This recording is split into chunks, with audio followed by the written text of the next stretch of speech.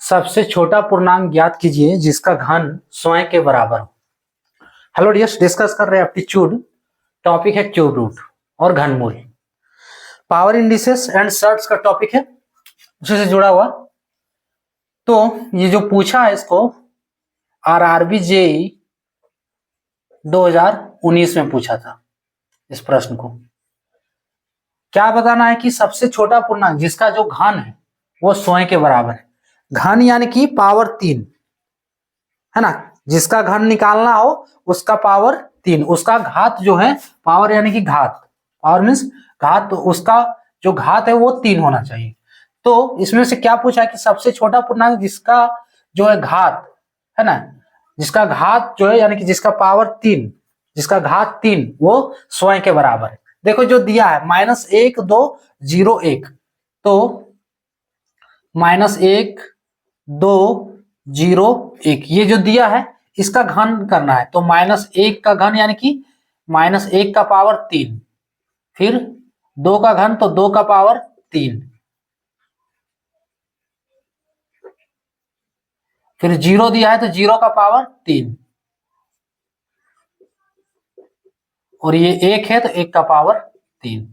अब तीनों का घन करो, -1 का पावर 3 तो क्या लिखेंगे, -1 गुने -1 गुने -1, क्लियर, इज इक्वल्स टू 2 का पावर 3 यानी कि 2 गुने 2 गुने 2 बराबर 0 का पावर 3 यानी कि 0 गुने 0 गुने 0, और 1 का पावर 3 यानी कि 1 गुने 1 गुने 1।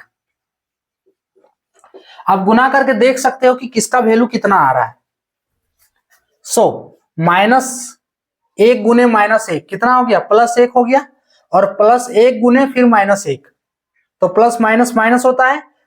देखो ये दोनों मिला के प्लस बना रहा है ना। अब फिर +1 को ये दोनों मिला के क्या बनाया, +1, माइनस माइनस ये प्लस हो गया तो +1।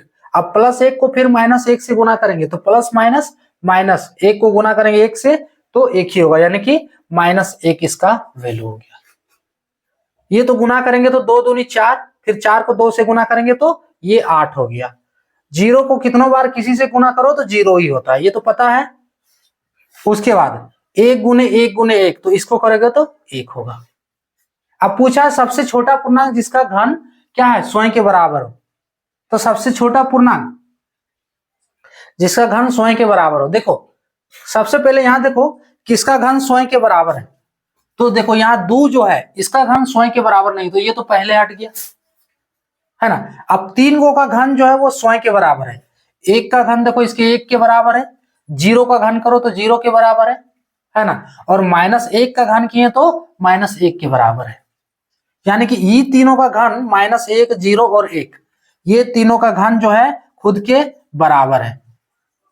ठीक है, अब इसमें से बताना है कि सबसे छोटा कौन हो। ये तब 1 0 -1 में सबसे छोटा कौन है, सबसे छोटा -1 है, क्लियर। उसके बाद 0, उसके बाद 1, तो यहाँ पे आंसर क्या हो जाएगा, -1 वाला करेक्ट होगा, है ना।